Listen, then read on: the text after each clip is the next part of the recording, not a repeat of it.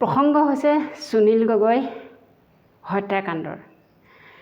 ইটোৰ পাছত সিটো সিটোৰ পাছত সিটো ন তথ্যৰে সুনীল গগৈ হত্যাৰ ৰহস্য এটা এটাকৈ ওলাই আছে। বাৰে বাৰে জেয়াৰ কৰিছে সুনীল গগৈ পত্নীক। অসম আৰক্ষীয়ে বিফল হৈ গ'ল, কিন্তু কোনো সংসূত্ৰ উলিয়াব নোৱাৰিলে সুনীল গগৈ। বৰ্তমান CIDয়ে এটা পদক্ষেপ লৈছে আৰু সেই পদক্ষেপটোত যদি তেওঁলোকে উলিয়াব পাৰে হয়তো পাৰিব, যদি নোৱাৰে হয়তো সুনীল গগৈ কেছখন ইমানতে জাপ খাই যাব, মানে আৰু কেতিয়াও নোলাব। হয়তো সুনীল গগৈৰ পত্নীয়ে সন্তানে কেতিয়াও ন্যায় নাপাব। কাৰণ কেলে কৈছোঁ, এনেকুৱাবোৰ বহুত কেছ ইতিমধ্যে হৈ আছে আৰু সেইসকলে কোনো ধৰণৰ ন্যায় পোৱা দেখা নাই। এতিয়া ধৰক, যদি ব্যক্তিগত হিচাপে ঘৰৰ ওচৰৰ কোনোবাই যদি হত্যা কৰিলেহেঁতেন, হয়তো তেতিয়া এসপ্তাহৰ ভিতৰতে বা 2-3 দিনৰ ভিতৰতে কেছখন হত্যাকাৰী কোন সকলোখিনি ওলাই পৰিলেহেঁতেন। কিন্তু এই হত্যাকাণ্ডটো বহুকেইজনৰ মাজত হয়তো সংঘটিত হৈছে। সেইবাবে যোনজন মৃত্যু হ'ল, যোনজনক হত্যা কৰিলে জাহাংগীৰ হুছেইন বা সুনীল গগৈক, আচলতে আৰক্ষীয়েও চিনাক্ত কৰিব নোৱাৰিলে প্ৰকৃততে হয় কোন, সুনীল গগৈ নে জাহাংগীৰ হুছেইন। গতিকে জাহাংগীৰ ভাতৃয়ে কৈছিলে যে মৃতদেহটো DNA টেষ্ট কৰাৰ পাছত অসম আৰক্ষীয়েও কৈছিলে যে মৃতদেহটো জাহাংগীৰৰ। গতিকে প্ৰথমতে সুনীল গগৈ মৃতদেহ বুলি কৈ সুনীল গগৈ পৰিয়ালক চঞ্জাই দিছিলে মৃতদেহটো।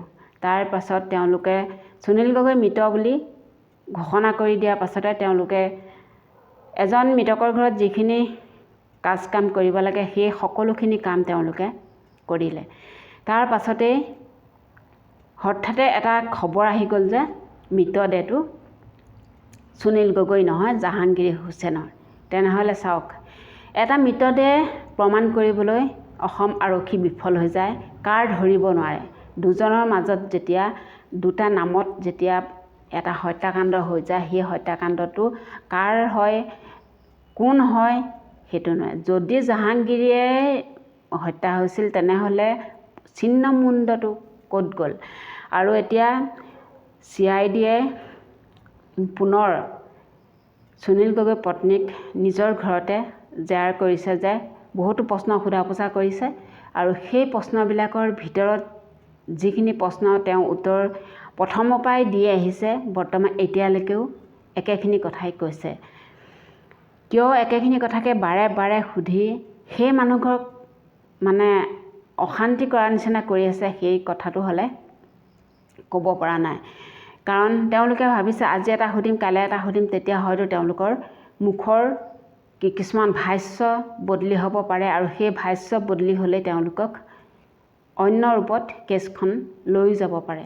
সেইকাৰণে হয়তো বাৰে বাৰে একেখিনি কথাকে সুধি তেওঁলোকক জেয়াৰ কৰি আছে। কেতিয়াবা ক'ৰবাত কৰিছে, কেতিয়াবা তেওঁলোকৰ ঘৰত কৰিছে, এতিয়া CIDয়ে তেওঁলোকৰ ঘৰতে কৰিছে। তাৰপাছতে কৈছে বগা সাজযোৰ পিন্ধিব নালাগে সুনীল গগৈ ঘৈণীয়েকে, মানে সুনীল গগৈ পত্নীয়ে। কিন্তু কিয় নিপিন্ধিব? এজন মৃতকৰ পৰিবাৰে ৰঙীল কাপোৰ এযোৰ পিন্ধিব, শিৰত সেন্দুৰ ল'ব, কপালত ফুট ল'ব, সেইটো অসমীয়া সমাজত কেতিয়াও নহয় আৰু হোৱাও নাই আৰু নহয়ও।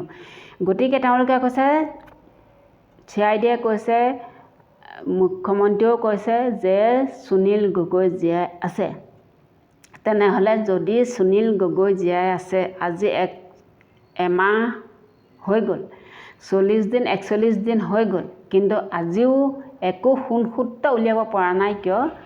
CIDয়ে হওক, অসম আৰক্ষীয়ে হওক, সুনীল গগৈ কথাবোৰ ভাবিলে বিমূৰত যেন কেছখন, দুই ভৰি দুই নাও, মাজতে নাওখন আছে, তেনেকুৱা নিচিনা, দুইফালে পানী মাজতে নাওখন, তেনেকুৱা এটা প্ৰশ্ন আহে।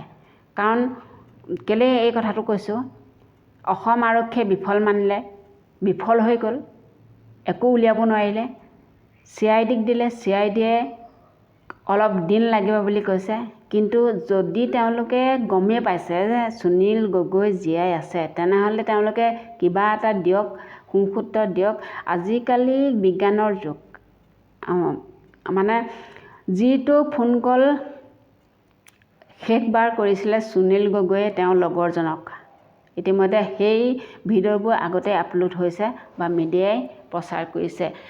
তেতিয়া সেই যিটো ফোনৰ নাম্বাৰ শেষ টাইমত কৰিছিল তেওঁৰ লগৰজনলৈ, বহুত জীৱনলৈ ভাবুকি আহিছে, কিবাকিবি আহিছে বুলি কৈ পেলাই যিটো ফোন কল কৰিছিলে ল'ৰাজনলৈ, সেই ফোন কলটোৰ নাম্বাৰটো লৈ যদি ট্ৰেক কৰিলেহেঁতেন, ভালদৰে চালেহেঁতেন, CIDয়ে হয়তো সুনীল গগৈ ক'ত আছে সেই চিমৰ নাম্বাৰটোৰ দ্বাৰাই সকলোখিনি ওলাই পৰিব পাৰে।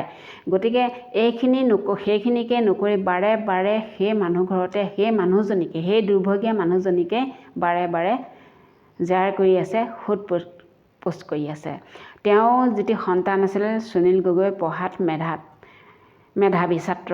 গতিকে তেওঁ এনেখিনি কৰি থাকিলে তেওঁ পঢ়াটো কিছুমান ব্যাঘাত জন্মিব পাৰে, আগলৈ তেওঁ আগবাঢ়ি যাবও নোৱাৰিব পাৰে। গতিকে সেইখিনি নকৰি যদি সুনীল গগৈ জীয়াই আছে বুলি মানে CIDয়ে গম পাইছে, তেনেহ'লে তেওঁলোকে অনতিপলমে গৈ সেইখিনি মোবাইল নাম্বাৰটো ট্ৰেক কৰি আৰু যিখিনি ৰেকৰ্ডিং কল ভাইৰেল হৈছিল, উলিয়াইছিলে, সেই ৰেকৰ্ডিং কলৰ লগত জড়িত আৰু যাৰ যাৰ নাম লৈছিলে ডাঙৰ ডাঙৰ মানুহৰ, সেই সকলোখিনিকে মাতি যদি CIDয়ে জেৰ কৰে, তেওঁলোকৰ নাম্বাৰ, ফোনৰ নাম্বাৰ লৈ মেছেজবিলাক বা কলসমূহ যদি ভালকৈ পৰীক্ষা কৰে, হয়তো সুনীল গগৈ জীয়াই আছেনে নাই সকলোখিনি তথ্যই পাব।